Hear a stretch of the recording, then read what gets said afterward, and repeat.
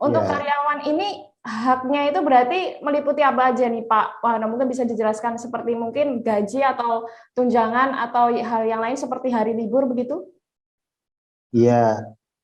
Jadi eh, hak di antara karyawan yang diatur dalam Undang-Undang Cipta Kerja ini, tentu ini juga diatur di dalam aturan turunannya, bahwa karyawan harus mendapatkan upah yang layak. Kemudian juga mendapat hak istirahat. Ya, hak istirahat itu ada istirahat yang panjang maupun istirahat cuti yang harus diambil.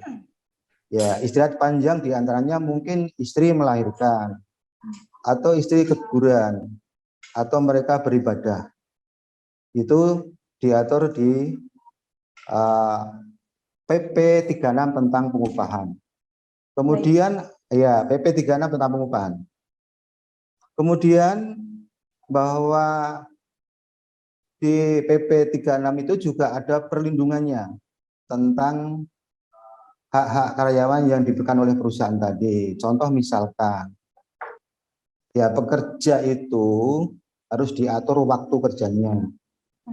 Jadi waktu kerjanya itu 1 hari 7 jam, dalam 1 minggu 40 jam.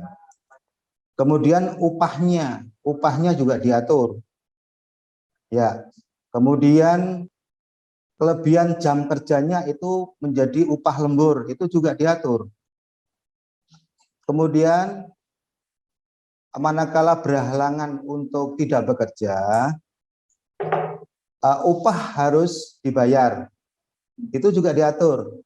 Berhalangan untuk bekerja itu contohnya misalkan karyawan mengambil cuti, kemudian karyawan dalam tugas negara, kemudian karyawan ditunjuk untuk mengikuti pendidikan oleh perusahaan, itu berhalangan untuk masuk kerja dan itu dibayar, dan karyawan juga menjalankan tugas-tugas yang lain seperti tugas serikat pekerja maupun tugas-tugas yang lain.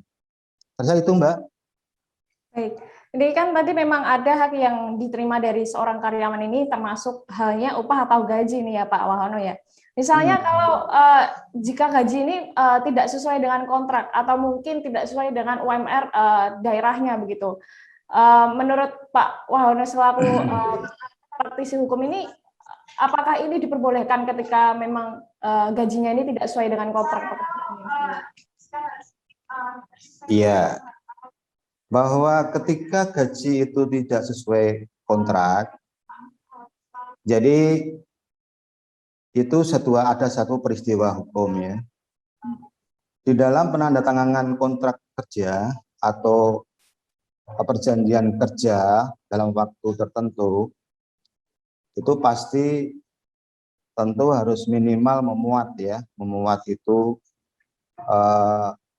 jabatan atau golongan, kemudian upah, kemudian pekerjaan yang diperjanjikan, kemudian tempat, alamat, identitas diri masing-masing pihak. Nah, ketika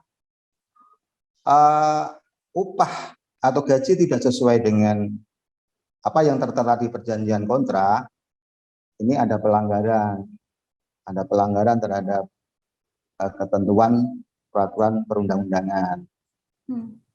Dan saya rasa itu juga harus dihindari kedua belah pihak. Terima kasih sudah nonton. Jangan lupa like, subscribe, dan share ya.